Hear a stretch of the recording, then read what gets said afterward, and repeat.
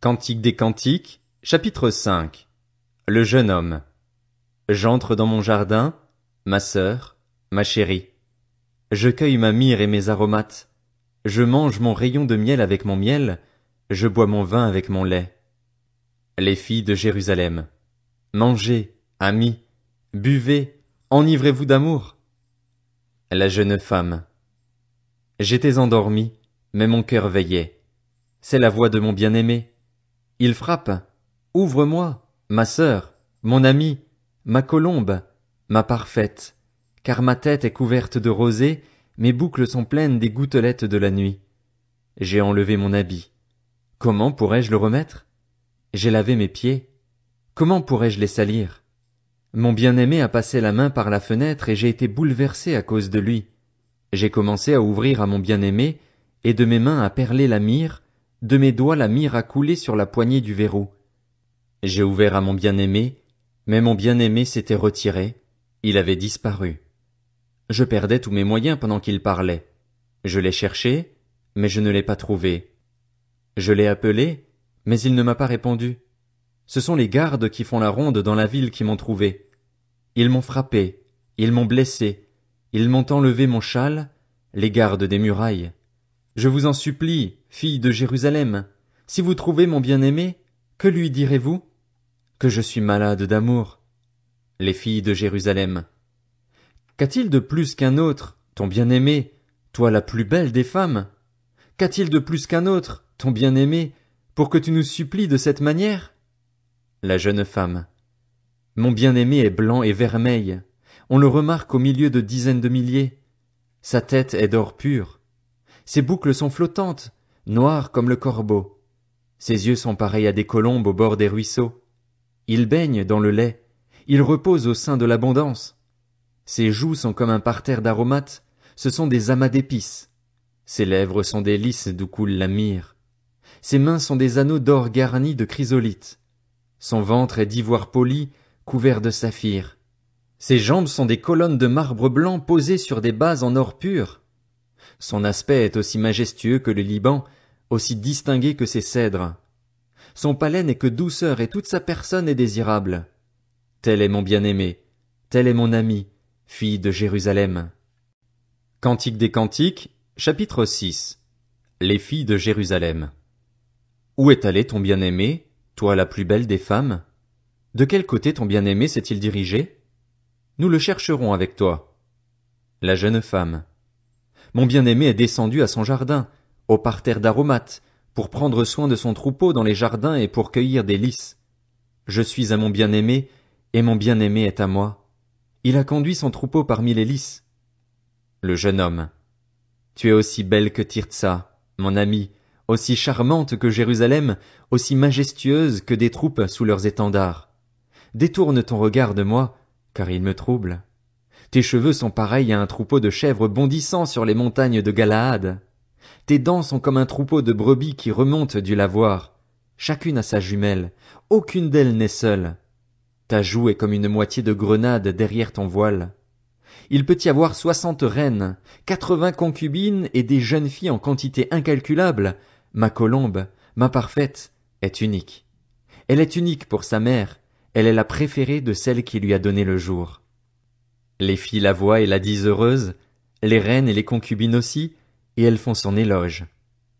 Les filles de Jérusalem. Qui est celle qui apparaît, pareille à l'aurore, aussi belle que la lune, aussi pure que le soleil, aussi majestueuse que des troupes sous leurs étendards? Le jeune homme. Je suis descendu au jardin des noyers pour voir la verdure au fond du vallon, pour voir si la vigne pousse, si les grenadiers fleurissent. J'ignore comment, mais mon désir m'a poussé vers les chars de mon noble peuple. Cantique des Cantiques, chapitre 7. Les filles de Jérusalem. Reviens, reviens, Sulamite. Reviens, reviens afin que nous puissions te regarder. Qu'avez-vous à regarder la Sulamite comme la danse de deux camps? Le jeune homme. Que tes pieds sont beaux dans tes sandales, fille de prince. Les contours de tes hanches sont comme des ornements, œuvre des mains d'un artiste. Ton bassin est une coupe arrondie où le vin parfumé ne manque pas.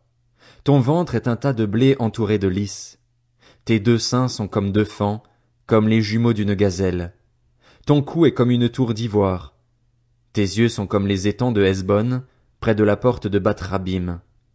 Ton nez est comme la tour du Liban qui monte la garde face à Damas. Ta tête se dresse aussi fièrement que le caramel, et les cheveux de ta tête sont comme la pourpre. Un roi est prisonnier de boucles. Que tu es belle, que tu es agréable, mon amour, au milieu des délices. Ta taille ressemble au palmier, et tes seins à des grappes. Je me dis, je veux monter sur le palmier pour attraper ces grappes. Que tes seins soient comme les grappes de la vigne, le parfum de ton souffle comme celui des pommes et ton palais comme un vin excellent. La jeune femme. Il coule aisément pour mon bien-aimé et glisse sur les lèvres de ceux qui s'endorment. Je suis à mon bien-aimé et son désir se porte vers moi. Viens, mon bien-aimé, sortons dans la campagne pour passer la nuit au village. Dès le matin nous irons aux vignes pour voir si la vigne pousse, si la fleur s'ouvre, si les grenadiers fleurissent. Là je te donnerai mon amour. Les mandragores diffusent leur parfum, à nos portes se trouvent tous les meilleurs fruits, nouveaux et anciens. Mon bien-aimé, je les ai gardés pour toi. Cantique des Cantiques, chapitre 8.